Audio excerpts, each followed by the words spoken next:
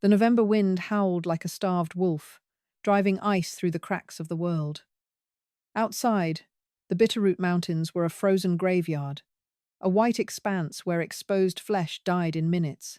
Yet, deep within the belly of Cooper's Bluff Cave, Cora sat in a t-shirt, sweat beading on her collarbone. She pressed her hand against the smooth river stones of the tiny, windowless cabin she had built with her own bleeding hands. The rock radiated a deep, baked-in heat. Her stepson had thrown her out to freeze, but he hadn't accounted for the stubborn warmth of a desperate woman. The sky over Darby, Montana, was the color of a bruised plum, heavy and threatening, on the morning Cora Sterling was legally erased from her own life. She stood on the wraparound porch of the farmhouse she and her late husband, William, had restored board by board over 15 years. Her breath plumed in the frigid late October air. Across the threshold stood Arthur, William's son from a previous marriage, holding a leather-bound folder like a shield. Behind him, looking profoundly uncomfortable, was Deputy Miller, a man who had eaten Cora's cherry pie at the county fair just 3 months prior. "It's not personal, Cora," Arthur said, his voice slick and devoid of the grief that still hollowed out Cora's chest.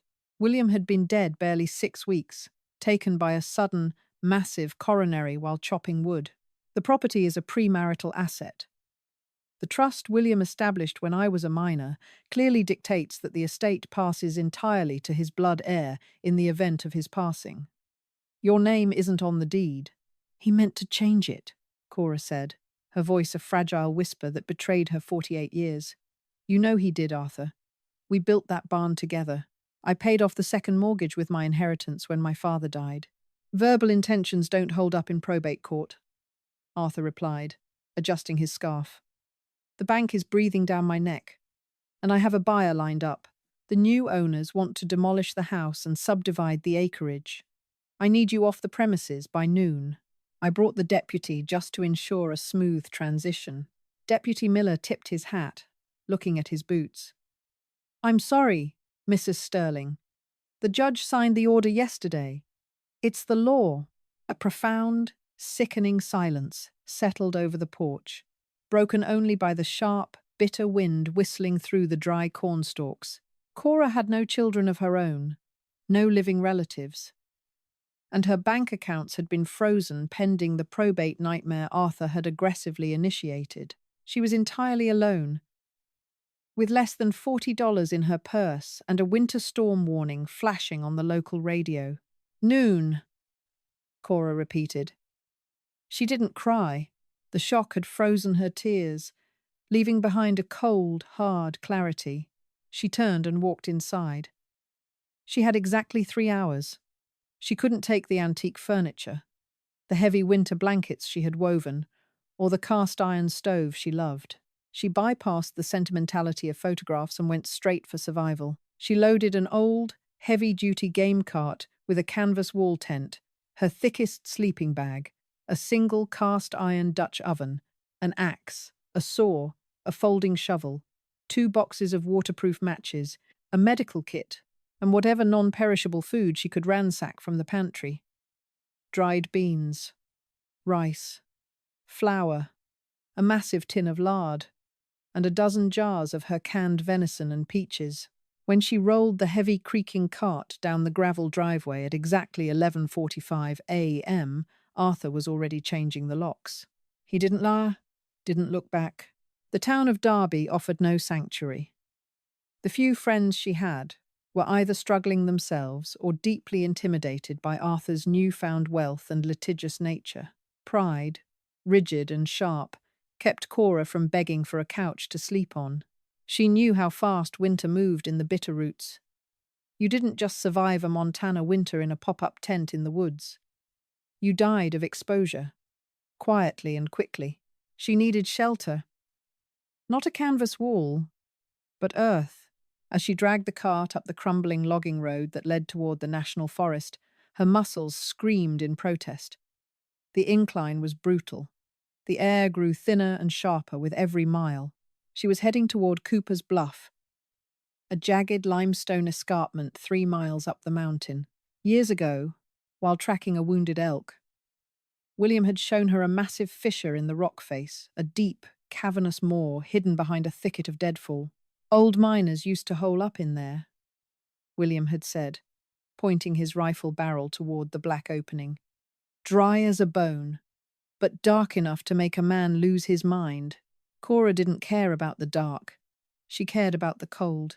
As the first scattered flakes of snow began to drift down from the bruised sky, she leaned into the harness of the cart, her boots slipping on the frozen mud, pulling her meager life toward the belly of the mountain.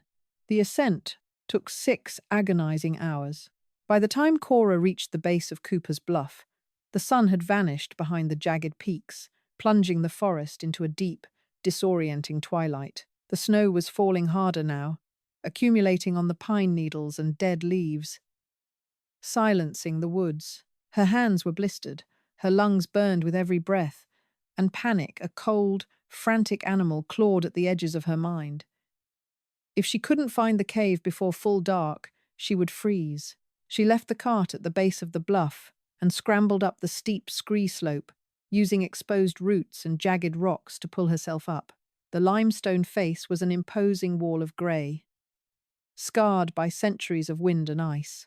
She traversed the narrow ledge, her heart hammering against her ribs, until she saw it. A gaping, jagged fissure, partially obscured by a massive, fallen ponderosa pine. Cora squeezed past the dead branches and stepped into the absolute blackness. Instantly, the howling wind ceased. The silence inside the cave was absolute, heavy, and ringing. She fumbled in her coat pocket for her heavy-duty flashlight and clicked it on. The beam sliced through the darkness, illuminating a cavernous space easily the size of a high school gymnasium. The ceiling soared 30 feet above her head, draped in ancient, dry dust. Unlike many caves in the region, this one wasn't a wet limestone drip maze. It was bone dry. The floor was relatively flat, covered in centuries of powdery dirt and animal bones. She took a deep breath. The air was stale, smelling faintly of sulfur and ancient dust, but it was remarkably still. The ambient temperature was a constant, cool 50 degrees Fahrenheit. Outside, it was already dropping into the 20s. Cora scrambled back down the slope, her adrenaline masking her exhaustion, and spent the next 2 hours hauling her supplies up the treacherous path in the dark, load by grueling load.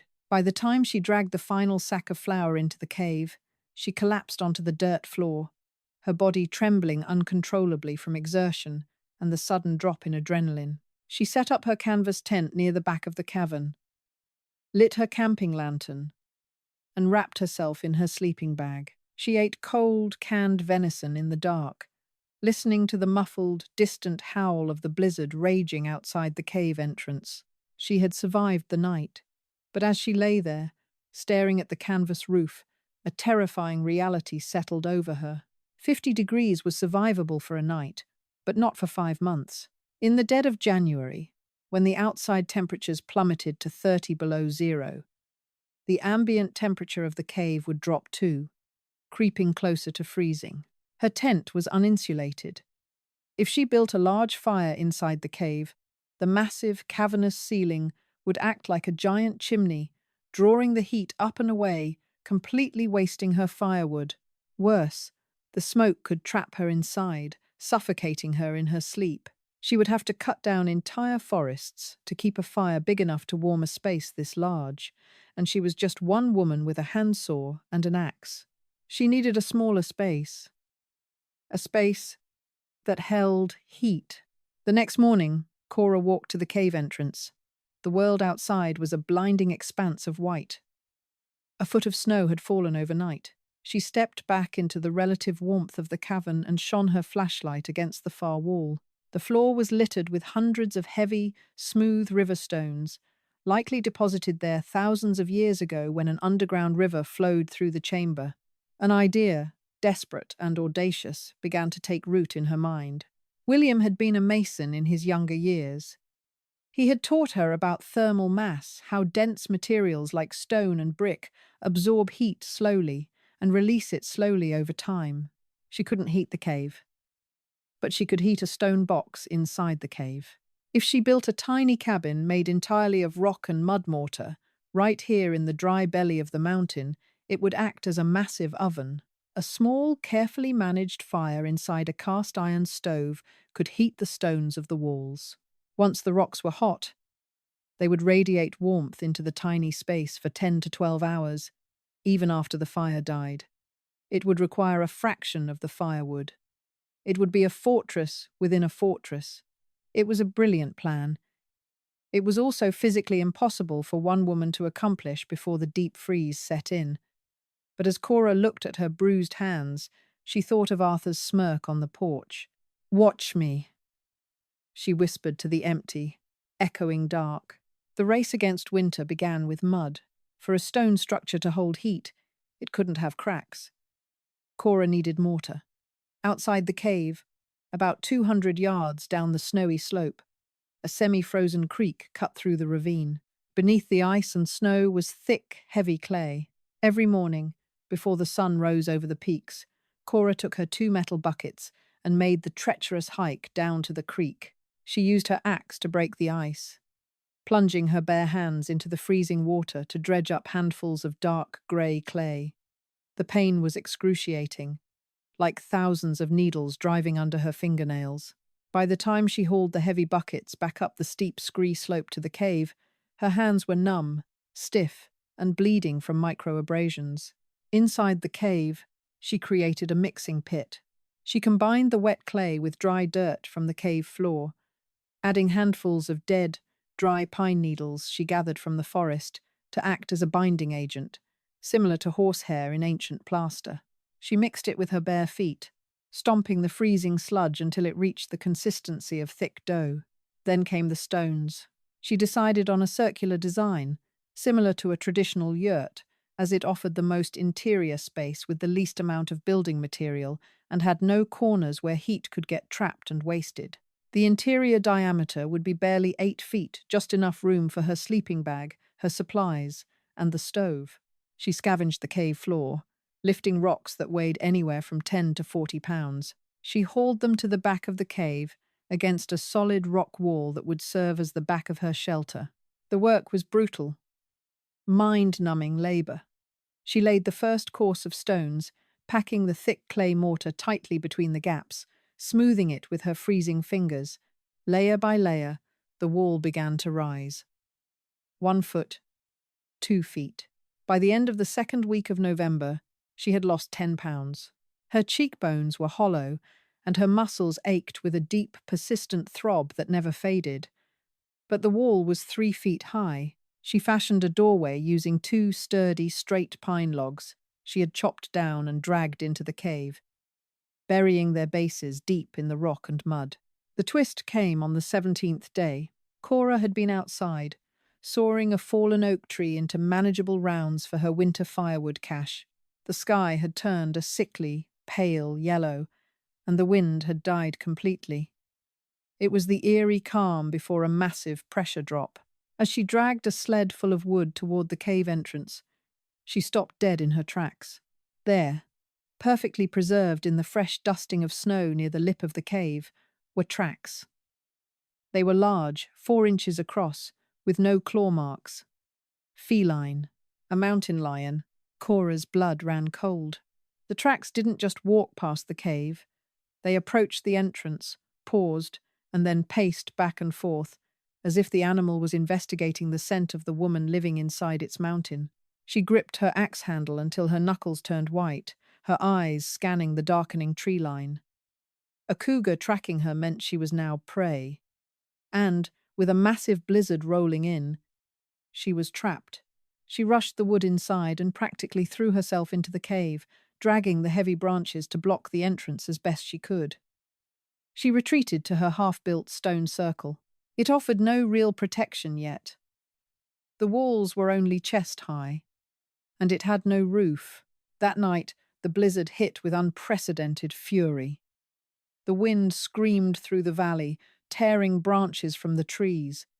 Even deep inside the cave, the temperature plummeted. Cora huddled inside her canvas tent, which she had pitched inside the half-finished stone circle. She kept her axe across her lap, and a fire roaring in a small fire pit nearby, the smoke drifting lazily up into the cavernous ceiling. She didn't sleep. Every shadow dancing on the cave walls looked like a crouching predator. Every whistle of the wind sounded like a low growl. By morning, the storm had dumped 3 feet of snow, effectively sealing her inside the cavern. The cougar tracks were buried, but the threat remained, a heavy weight pressing on her chest. She realized then that she was running out of time. If she didn't finish the roof and get her stove operational, the next storm would kill her.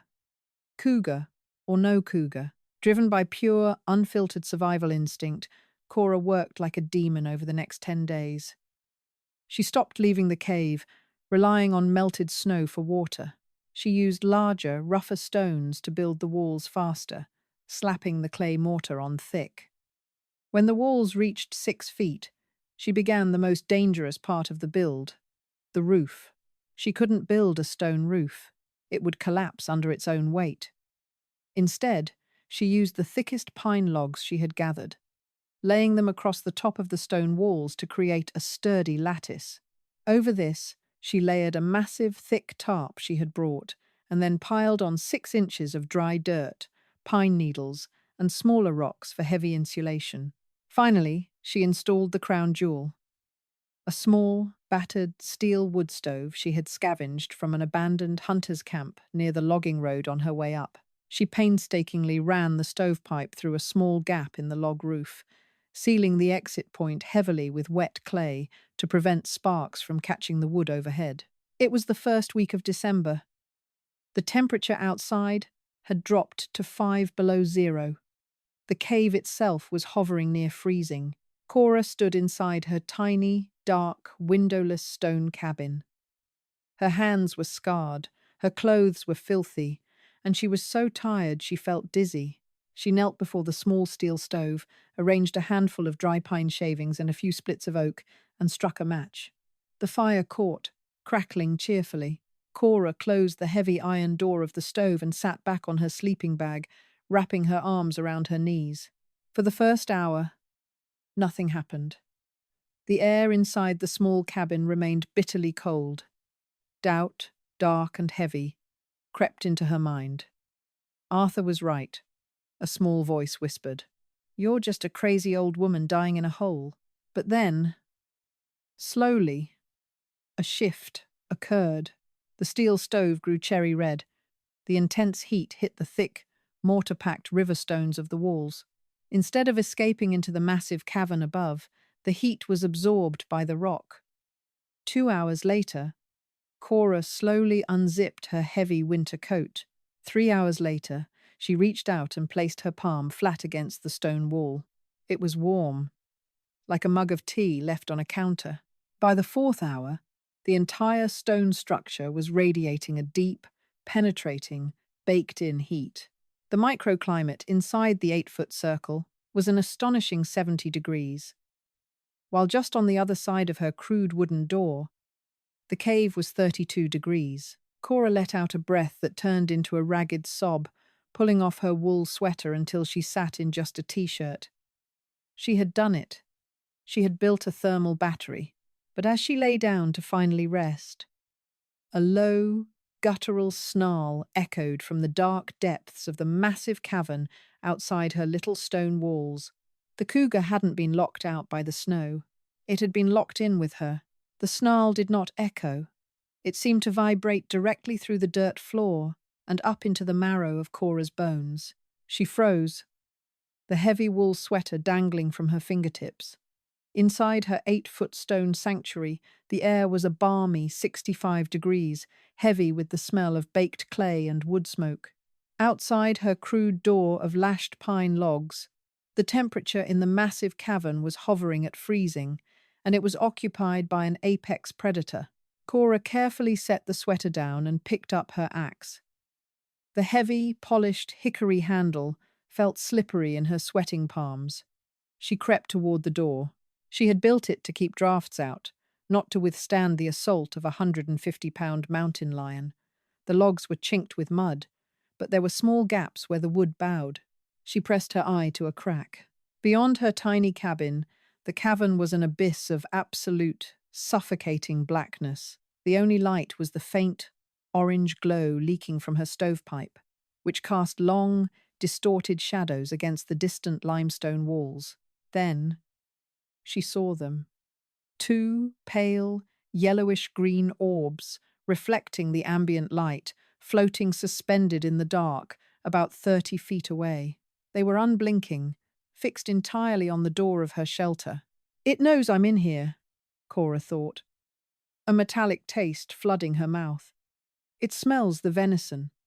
It smells the heat. It smells me." The standoff began in agonizing silence. Cora did not sleep that night, nor the next.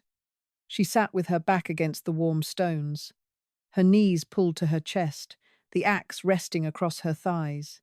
Every hour, she fed a single piece of oak into the small steel stove, maintaining the life-saving thermal mass of her walls. By the third day of the siege, the blizzard outside finally broke, leaving behind a silence so profound it felt heavy. But the snow at the cave entrance was drifted 5 feet high. The cougar was effectively sealed inside, just as she was. Thirst became Cora's most immediate enemy. She had melted the last of the clean snow she had dragged inside during the storm. Her water bucket was empty. To get more, she would have to leave the stone circle, walk 30 yards through the dark cavern to the blocked entrance, scoop up snow, and walk back. 30 yards in the dark, with a starving cat. She remembered her father, Silas Bennett, a man who had logged these very mountains in the 70s. He used to say, "A wild animal ain't evil, Cora. It's just governed by a math equation. Calories burned versus calories gained. Make yourself cost too many calories, and it'll look for an easier meal." Cora had to make herself incredibly expensive. On the fourth morning, she formulated a plan. She took 3 thick branches of pitch pine she had saved for kindling. They were heavy with sap, highly flammable. She wrapped the ends in torn strips of an old cotton shirt and soaked them in a small scoop of precious lard from her tin. She lit the first torch in the wood stove. It flared to life with a loud whoosh, burning fiercely and smoking heavily. Holding the blazing torch in her left hand and the axe in her right, Cora kicked the wooden door open. The cavern was plunged into a chaotic dance of firelight and shadow. The sudden hiss and glare of the torch sent a shockwave through the dead air. Instantly, there was a scramble of claws on loose rock. The cougar, which had been resting near the back wall of the cave, bolted toward the entrance, terrified by the sudden explosion of fire. Cora didn't hesitate. She marched purposefully toward the entrance, the torch held high, sweeping it back and forth. The heat was intense, the smoke stinging her eyes. She reached the massive snowdrift blocking the cave mouth. Keeping her back firmly against the rock wall, she kicked a small avalanche of snow into her 2 metal buckets. Out of the corner of her eye, she saw the cat. It was perched on a high limestone shelf near the ceiling, its ears flattened against its skull, lip curled in a silent, hateful hiss. In the harsh glare of the torch, Cora saw its ribs showing clearly against its tawny flank. It was a young male, likely pushed out of its territory by an older cat, and it was starving. "Calories burned versus calories gained," she repeated silently. She grabbed the handles of her snow-filled buckets and retreated slowly, never breaking eye contact with the shelf, keeping the torch between them.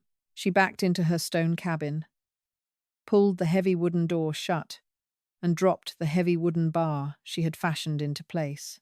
She collapsed against the warm stone wall, her heart hammering a frantic rhythm against her ribs. She had won the water, but as she listened to the soft, padding footsteps approach her door a few minutes later, sniffing at the threshold, she knew the war had only just begun. January descended on the Bitterroots like a physical weight.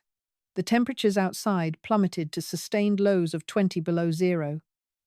The trees in the forest outside snapped and popped in the deep freeze like rifle fire. Inside the cavern, the ambient temperature dropped to a bitter 25 degrees. But inside Cora's 8-foot stone sphere, the miracle of thermal mass held true. By burning just 4 medium-sized logs a day, the heavy river stones absorbed and radiated enough heat to keep her small space at a survivable, even comfortable 55 degrees. The stones were warm to the touch, a constant, comforting presence. But the psychological toll of the isolation and the constant threat was beginning to fray the edges of her sanity. She was living in a bizarre, high-stakes terrarium. Her routine was dictated entirely by the predator just outside her door. She made her terrifying fire runs for snow every 3 days. Each time, the cougar was a little slower to run, a little bolder in its positioning. Hunger was overriding its natural fear of the flames. Cora began to lose track of time. She marked the days by scratching lines into the clay mortar with a nail. She spent hours staring at the glowing embers in her stove, her mind drifting to the farmhouse. She imagined Arthur sitting in William's leather recliner, drinking his scotch, oblivious to the primal, desperate existence she was fighting for just 3 miles up the mountain. The anger, once a blazing inferno, had condensed into a hard, cold diamond in her chest. It kept her focused. It kept her alive. By late January, a new, critical problem emerged. During a fire run, Cora noticed the cougar wasn't on its usual high shelf. She swung the torch wildly, panic spiking, until she saw it huddled near the back of the cavern. It didn't hiss. It didn't move. It just watched her with dull, sunken eyes. It was dying. A normal person might have felt relief. Cora felt a sudden, icy jolt of terror. A healthy wild animal calculates risk. A dying, starving animal has nothing left to lose. If it reached the stage of terminal hunger madness, the torch wouldn't stop it. It would hurl itself at her door, tearing through the pine logs and clay in a final, suicidal bid for the food it could smell inside. And in a close-quarters fight inside an 8-foot stone circle, the axe wouldn't save her from those claws. She returned to her cabin, bolted the door, and looked at her dwindling supplies. She had rationed her food ruthlessly, eating only enough to keep her body generating heat.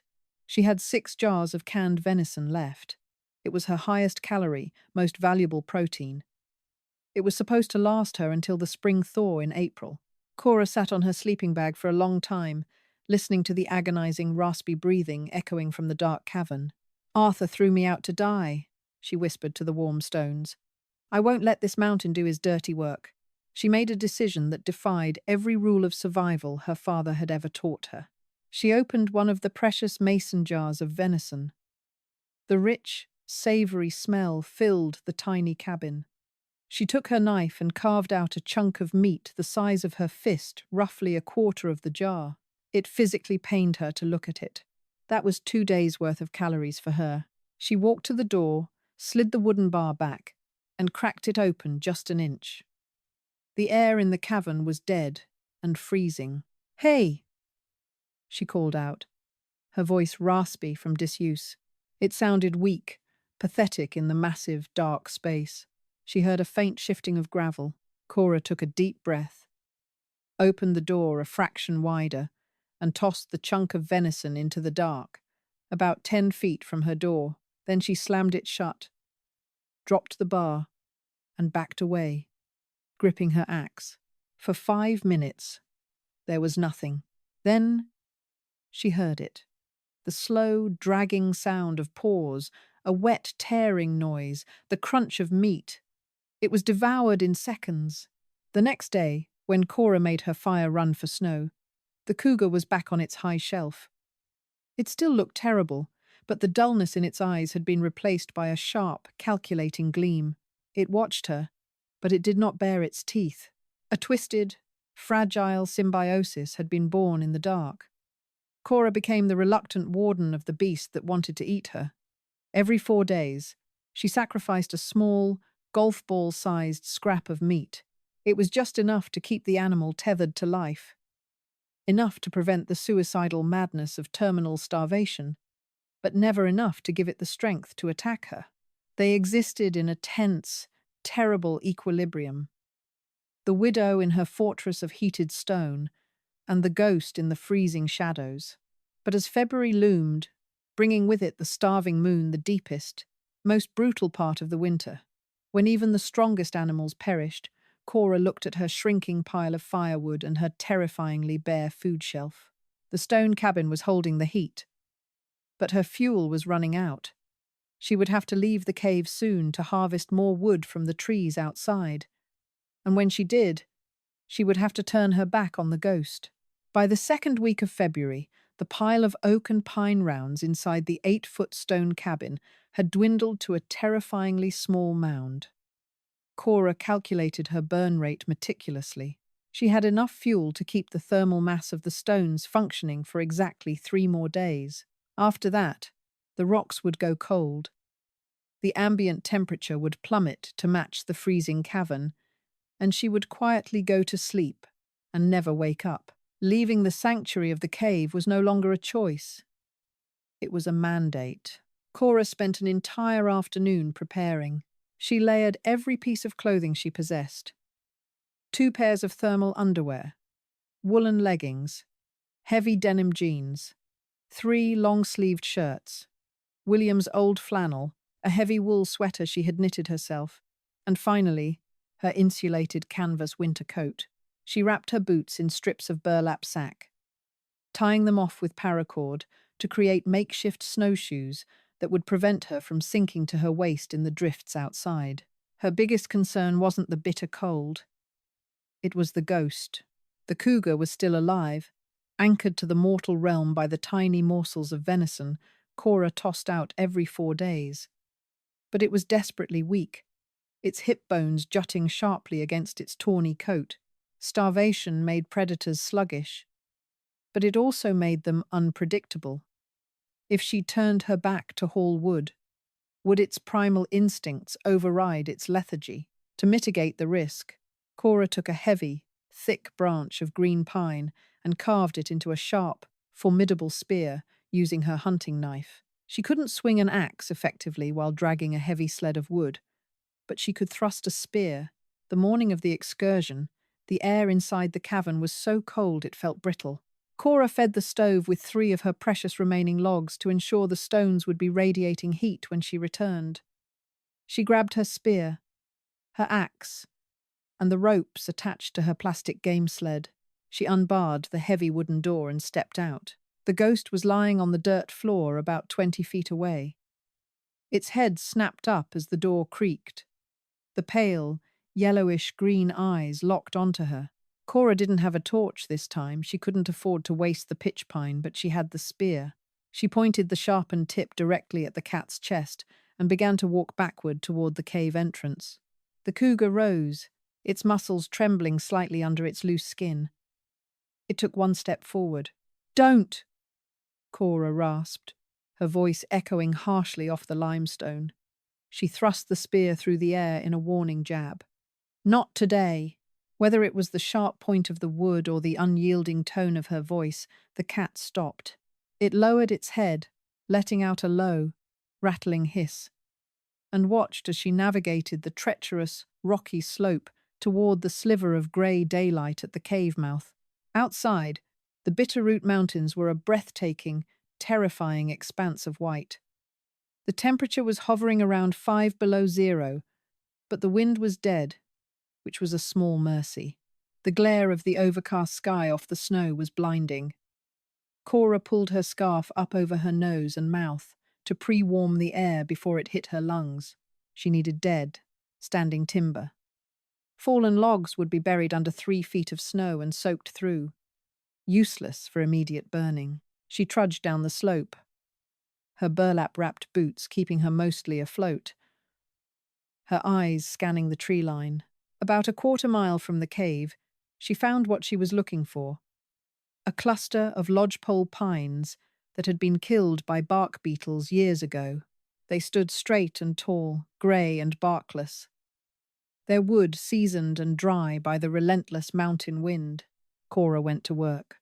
Swinging the axe with all those layers of clothing was exhausting. Every strike sent a shockwave up her arms, vibrating deep into her shoulders. She felled 3 medium-sized trees, her breath coming in ragged, white plumes. She delimbed them, and sawed the trunks into 4-foot sections, loading them onto the plastic sled. It was during the final cut that the mountain reminded her of its unforgiving nature. Cora repositioned her boots on a patch of uneven snow to get a better angle with the saw. Beneath the powder was a slick, slanted sheet of solid ice formed by a brief afternoon melt weeks prior. As she pushed her weight into the saw, her left foot shot out from under her. She fell hard, twisting awkwardly to avoid the sharp teeth of the saw. Her right side slammed directly onto the jagged stump of a severed branch.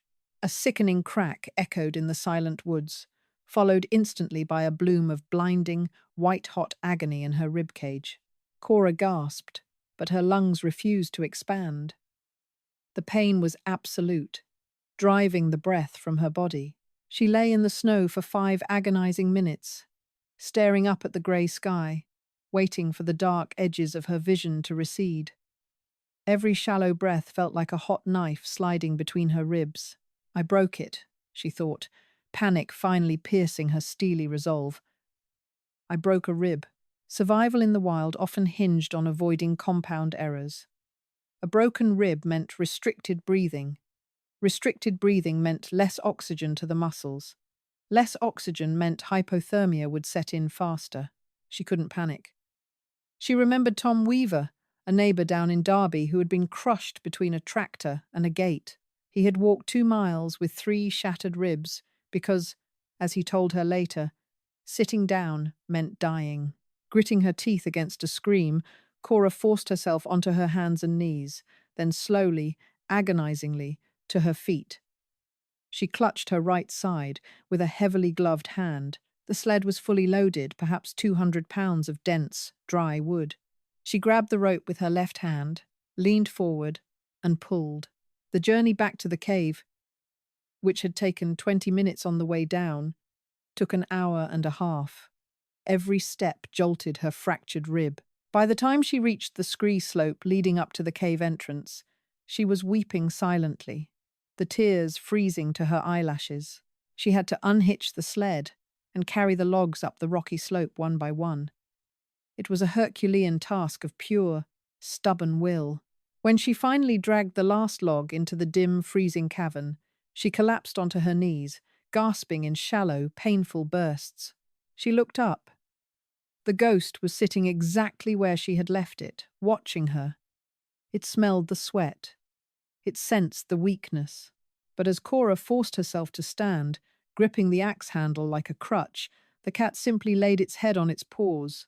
It, too, was waiting for the inevitable. Cora dragged the wood into her stone cabin, barred the door, and collapsed onto her sleeping bag. She fed the fire, feeling the blessed, radiant heat of the stones wash over her. She had secured enough wood for another month, but as the adrenaline faded, a deep, unnatural chill settled into her bones. Her right side throbbed relentlessly, and her forehead felt strangely hot against the cool dampness of her palms. The wood was safe, but the excursion had exacted a terrible toll. The fever hit her like a runaway freight train in the middle of the night. It started as a persistent shivering that no amount of blankets could stop. By dawn, Cora's skin was slick with sweat, yet she felt as though she were lying naked on a glacier. The broken rib made deep breathing impossible, which meant fluid was likely settling in the base of her lungs. Pneumonia was the shadow stalking just behind the fever. For 2 days, she drifted in and out of a terrifying, hallucinatory delirium. The boundaries between the cave and her past dissolved. She saw William standing by the stove, loading it with oak, telling her about the mortar. She saw Arthur's smug, punchable face laughing at her from the dark corners of the stone ceiling. She yelled at them, her voice a weak, gravelly rasp, telling Arthur he would never get the farm, telling William he should have signed the damn papers. The routine that had kept her alive, the strict schedule of feeding the stove and melting snow, shattered. She managed to crawl to the stove only twice a day, shoving whatever wood she could reach into the firebox before collapsing back onto the sleeping bag. It wasn't enough. The magical thermal mass of her stone cabin requires consistent, sustained energy to maintain its heat. Slowly, the stones began to cool. The ambient temperature inside the 8-foot circle dropped from a comfortable 60 degrees down to 50, then to 45. The cold from the massive cavern outside began to seep through the clay mortar, pressing in on her like a physical weight. On the night of the third day, the fire in the stove died down to mere embers. Cora was too weak to lift the heavy iron latch, too weak to lift a log. She lay bundled in her sleeping bag, her breath rattling shallowly in her chest, staring blankly at the dark ceiling. This is it, she thought, the fever burning away her fear, leaving only a profound, heavy exhaustion. The mountain winds. As the silence stretched, broken only by the whistling of the wind outside the cave, she heard a sound. It was a soft, scraping noise. It came from directly outside her heavy wooden door. Scratch, scratch. Cora slowly turned her head. Her vision swam. Then came a heavy, muffled thud against the base of the door, followed by a low, vibrating rumble. It wasn't a snarl. It wasn't a hiss. It sounded remarkably like the purr of a house cat, magnified by a factor of 10. The ghost. Cora forced herself to sit up, ignoring the stabbing pain in her ribs. She grabbed her flashlight with trembling fingers and clicked it on. She aimed the beam at the small gaps between the pine logs of her door. She expected to see a glaring yellow eye, hungry and desperate, waiting for her to die so it could tear through the wood. Instead, she saw a patch of tawny fur pressed tightly against the cracks. The cougar hadn't come to hunt. It had come for the stones. As the temperature in the cavern had plummeted to its lowest point of the winter, the starving cat had sought out the only source of warmth available. The exterior of Cora's stone walls, while cooling, was still significantly warmer than the freezing dirt of the cave floor. The ghost had curled its massive, emaciated body entirely around the base of her door, pressing its back tightly against the faintly radiating rock. It was freezing to death, just as she was. A profound, surreal clarity washed over Cora. The predator and the prey, the widow and the wild, both reduced to the exact same miserable equation by the brutal mathematics of the Bitterroot winter. They were just two heartbeats in the dark, desperate for warmth. Cora looked at the dying embers in her stove. If the fire went out completely, the stones would freeze solid by morning. The cat would die. And an hour later, she would die too. No, she whispered. She didn't know if she was saving herself or the cat, and in that delirious moment, it didn't matter. She rolled off the sleeping bag. The pain in her ribs screamed, forcing black spots into her vision, but she bit down on her lip until it bled. She crawled on her belly across the 4 feet of dirt floor to the wood pile. She grabbed a small piece of kindling and a medium-sized chunk of oak. Dragging herself to the stove, she forced the heavy iron door open. She blew gently on the dull red embers until they glowed orange, then placed the kindling inside. It caught with a tiny, hopeful flicker. Cora shoved the oak log in and closed the door. She collapsed against the side of the stove, her chest heaving. Slowly, agonizingly slowly, the steel began to heat up. The warmth crept back into the stones. Outside the door, the massive purr grew slightly louder, a rumbling vibration of pure relief echoing through the wood. Cora closed her eyes, resting her fevered cheek against the rough, warm clay of the interior wall. For the first time since Arthur had locked her out of her own life, she didn't feel entirely alone. When she woke up the next morning, her clothes were drenched in cold sweat, but her mind was clear. The fever had broken. She took a deep, testing breath. Her rib ached fiercely, but the terrifying rattling in her lungs had subsided. She had survived the crisis. She crawled to the door and peered through the crack. The ghost was gone. But pressed into the dirt, right against the base of her stone wall, was a perfect, melted oval, where the snow and frost had been completely cleared away by the heat of a sleeping mountain lion. March arrived in the Bitterroot Mountains, not with a gentle thaw, but with a violent, structural groan. The deep freeze that had locked the world in a silent, icy stasis began to fracture. During the day, the temperature crept just above freezing, turning the snowpack into a dense, wet sponge. At night, it plummeted again, creating treacherous sheets of black ice. Inside Cooper's Bluff Cave, the shift in seasons brought a new, insidious enemy: water. For 4 months, the cavern had been bone dry.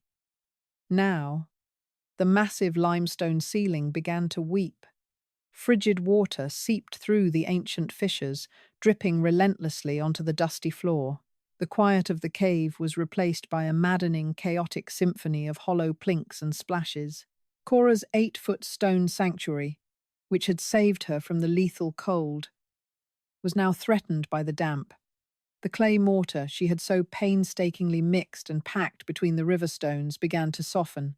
If it saturated completely, the walls would collapse under the weight of the pine log roof. She was forced to maintain a hotter fire, burning through her hard-won timber cache at an alarming rate, just to bake the moisture out of the interior walls. The intense heat inside the tiny cabin became stifling, but she had no choice. She sat cross-legged on her sleeping bag, her face gaunt, her cheekbones sharp enough to cast deep shadows in the flickering light. Her food was virtually gone. The mason jars were empty, their glass sides scraped clean. She was surviving on a paste made of flour, melted snow, and the last scraped remnants of lard from the bottom of the tin, cooked onto the flat, hot surface of her wood stove. It tasted like ash and sorrow, but it kept her heart beating. Her broken rib had fused into a hard, aching knot, a constant reminder of her frailty. Yet, despite her emaciated state, her mind was sharper than it had been in decades. The mountain had burned away everything soft and superfluous. Only the iron remained. The ghost, too, was changing. As the deep snows receded, the smaller fauna of the mountain began to emerge. The cougar was no longer confined to the cavern.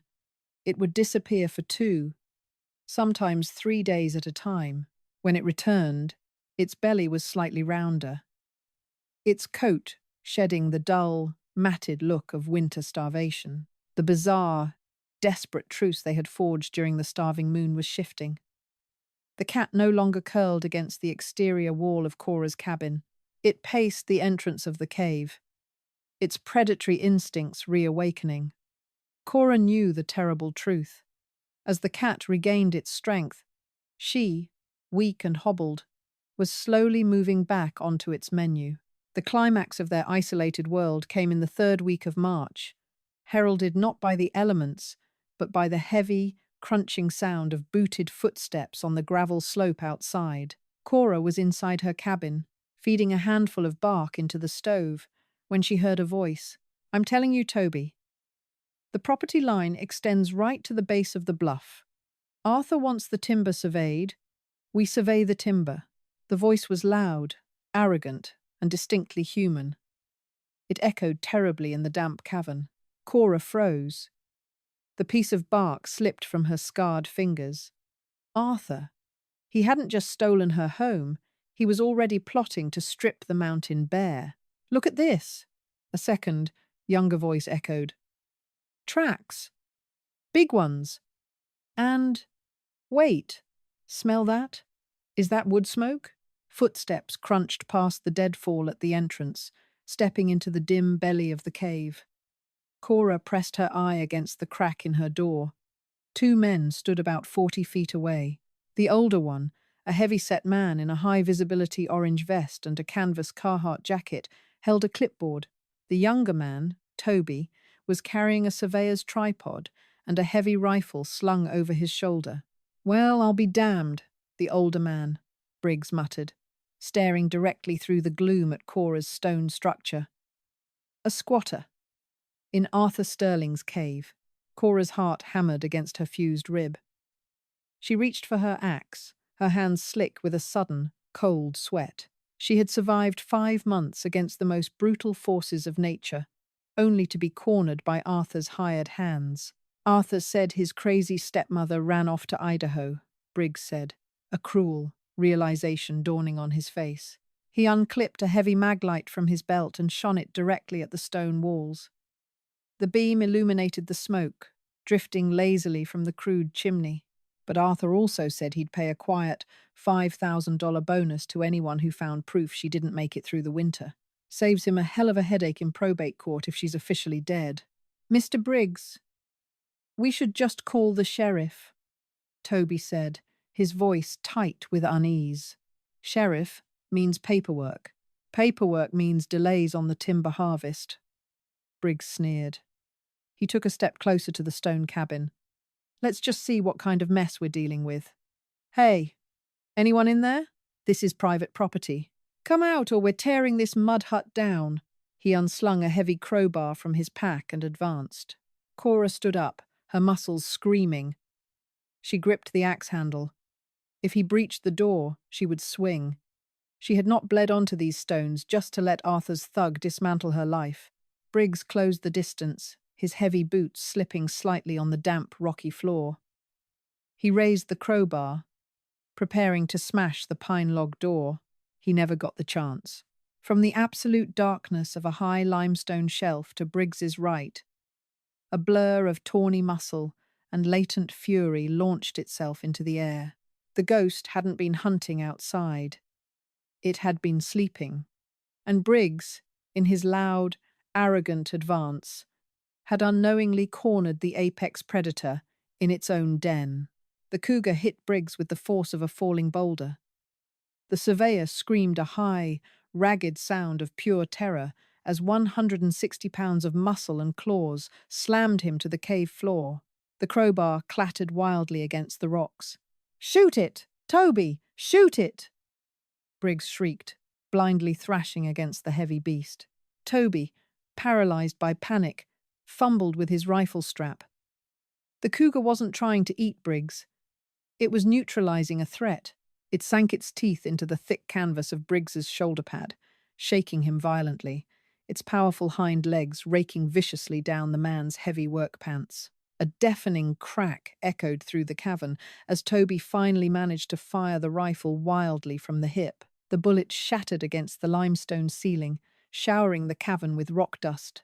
The explosive sound in the enclosed space was unbearable. The ghost, terrified by the gunshot, released Briggs, scrambled up the loose scree of the cave wall with breathtaking speed, and vanished into the deeper, impenetrable blackness of the cave system. Briggs lay on the dirt, gasping and sobbing, his orange vest torn to shreds. Blood soaking through the canvas of his jacket.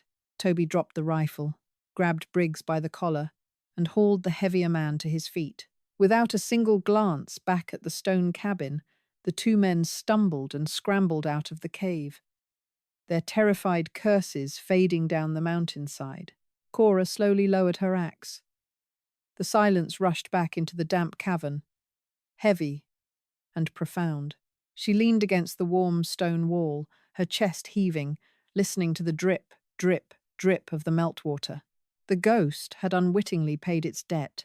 By the last week of April, the bitter cold was nothing more than a ghost story. The Bitterroot Mountains were awash in the violent, vibrant green of spring. The snow had retreated to the highest peaks, leaving behind roaring, swollen creeks and fields of blooming glacier lilies. Inside the cave, Cora packed her canvas bag. Her hands were heavily calloused, her fingernails split and darkened with ingrained clay. Her clothes hung off her emaciated frame in ragged, smoke-stained layers. When she looked at her reflection in a puddle of meltwater near the cave entrance, she didn't recognize the woman staring back. The soft, grieving widow who had wept on the porch was gone. In her place was a feral, hardened survivor with eyes like chipped flint. She dismantled her stovepipe, packing the small steel stove back onto the game cart. She left the stone walls standing. They were a monument to human endurance, a permanent scar of defiance against the mountain and against the cruelty of men. Before she left, she took the last remaining chunk of her flatbread and placed it gently on the high limestone shelf where the cougar used to sleep. She didn't see the ghost, but she knew it was watching. "Goodbye," she rasped into the dark. The descent was agonizingly slow. her weakened body protesting every jolting step down the muddy logging road. But with every mile, the air grew thicker, warmer, richer with oxygen. It took her 6 hours to reach the valley floor. When the paved surface of the county highway met the mud of her boots, she didn't turn toward the farmhouse. She turned toward the town of Derby. It was a Tuesday afternoon when Cora Sterling walked down Main Street. She dragged the creaking game cart behind her. People stopped on the sidewalks. A woman dropping a letter in the mailbox gasped, dropping her envelope. Shop owners stepped out of their doors, staring in absolute, stunned silence. Cora looked like an apparition. She was filthy, gaunt, and wrapped in soot-stained canvas, but she walked with a spine of absolute steel, her gaze fixed straight ahead. She marched directly up the steps of the Ravalli County Courthouse and pushed through the heavy glass doors. Inside the polished, climate-controlled lobby, Deputy Miller was at the security desk, chatting with a local attorney. When Miller saw Cora, the blood drained entirely from his face. He gripped the edge of the desk, as if the floor had given way. "Mrs. Sterling?" Miller whispered, his voice trembling. "Good God Almighty," we thought. "Arthur said you went to Boise." "Arthur lied," Cora said. Her voice was low, gravelly from disuse, but it carried through the quiet lobby like a gunshot. "Where is he?" "He's upstairs," the attorney stammered, pointing a shaking finger. "In Judge Hewitt's chambers, finalizing the estate sale." Cora didn't wait for permission. She left her cart by the metal detector and walked up the sweeping marble staircase. The pain in her fused rib was a dull throb, completely overshadowed by the inferno of righteous fury burning in her chest. She pushed open the heavy oak doors of Judge Hewitt's chambers without knocking. Arthur sat in a plush leather chair, wearing a tailored charcoal suit. A sleek pen poised over a stack of legal documents. Across from him sat the silver-haired Judge Hewitt, and beside Arthur was his high-priced Missoula lawyer. When Arthur looked up and saw Cora standing in the doorway, the pen slipped from his fingers, leaving a dark ink stain on the crisp white paper. His jaw unhinged. He looked as though he were staring at a corpse that had clawed its way out of the earth. "Arthur," Cora said, stepping into the room. The smell of wood smoke, wet clay, and unwashed survival flooded the sterile office. "What is this?" Arthur stammered, standing up so fast his chair crashed into the wall behind him. "You're in Idaho!" "I was in a hole in the side of Cooper's Bluff," Cora said, her eyes boring into him with a terrifying intensity. "For 5 months, while you tried to sell the timber rights around my grave." Judge Hewitt, a man who had known William Sterling for 40 years, stood up, his face pale with shock. "Cora? Dear God, what has happened to you? My stepson illegally evicted me without proper notice, stripped my bank accounts, and sent me into a blizzard to die," Cora stated, her voice as cold and hard as the river stones she had slept against. "And then he hired men to survey the bluff, offering them a bounty if they found my body." Arthur's lawyer stood up rapidly. "Now see here, Mrs. Sterling. These are wild accusations. I have the name of his surveyor, Briggs." "Ask him about the cave," Cora interrupted, taking a step closer to the desk.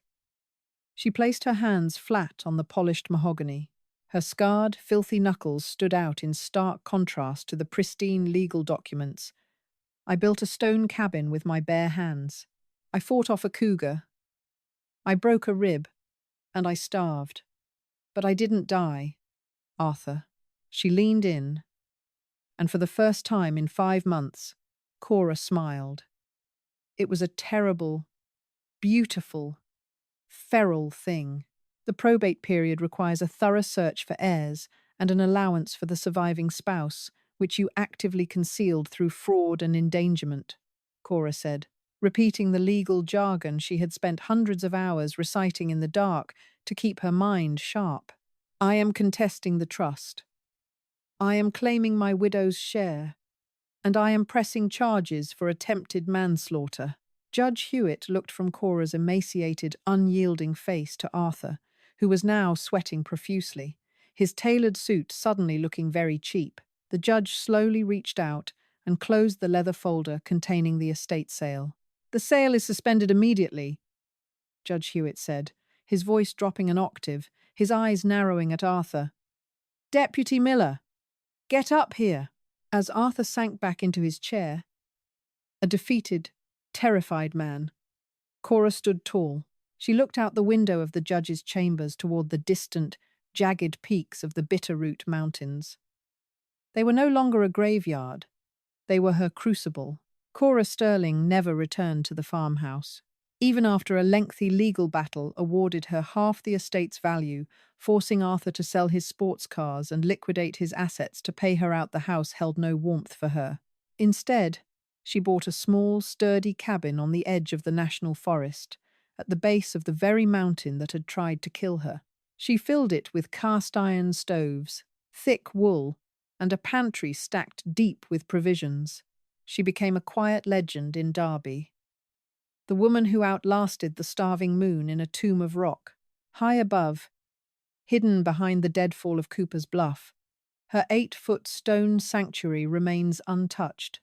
The clay is baked hard, the river stone silent.